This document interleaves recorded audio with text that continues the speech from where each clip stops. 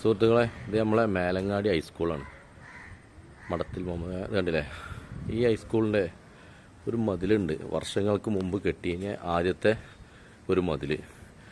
ഈ മതിൽ ഇത്ര ഹൈറ്റില്ല, രണ്ടാളെ ഹൈറ്റ് തന്നെ ഉണ്ട് ഏകദേശം. കണ്ടില്ലേ?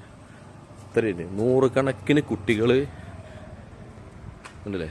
ഇത്ര വലിയ ഹൈറ്റാണ്. ഇതാണെങ്കിൽ എന്നോ പൊളിച്ചൊഴിവാക്കേണ്ട മതിലാണ്. ഈ മതിൽ ഈ കോലത്തിൽ ഇവിടെയൊക്കെ കാട് കൂടി കിടക്കുകയാണ്. ഇത്രയും വലിയൊരു മതിലാണ്.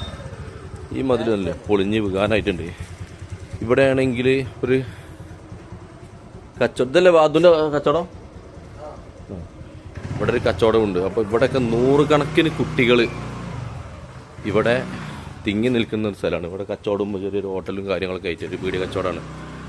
നൂറുകണക്കിന് കുട്ടികൾ തന്നെ ഈ മതിലെങ്ങാനും കുട്ടികളെ മേത്തേക്ക് വീണാൽ അപ്പോഴും പല പ്രശ്നങ്ങളുണ്ടാവും. അപ്പോൾ ഇതൊക്കെ വീഴുന്നതിൻ്റെ മുന്നേ തന്നെ അധികാരികൾ ഇത് കണ്ട് ഇത് കഴിഞ്ഞ് കുട്ടികളെ മേത്തേക്ക് വീണാൽ ഇങ്ങനെയൊന്നും ആവില്ല.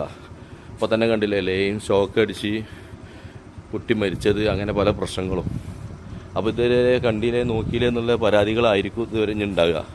അപ്പോൾ ഈ പരാതികളൊക്കെ ഉണ്ടാകുന്നതിൻ്റെ മുന്നേ തന്നെ ഈ മതിൽ പൊളിച്ച് ഒഴിവാക്കൽ ഇവിടുത്തെ ആരാണ്, PTA കമ്മിറ്റീൻ്റെ ഉത്തരവാദിത്തമാണോ അതോ ഇനി ഗവൺമെൻറ്റോ എങ്ങനെയാണ്, ഏതായാലും അതിനെപ്പറ്റി നമുക്കും വല്ലാതൊന്നും അറിയില്ല.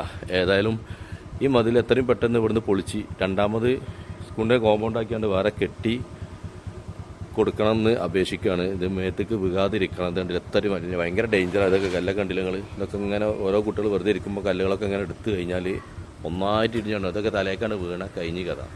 ഇത്രയും ഡേഞ്ചറാണ്.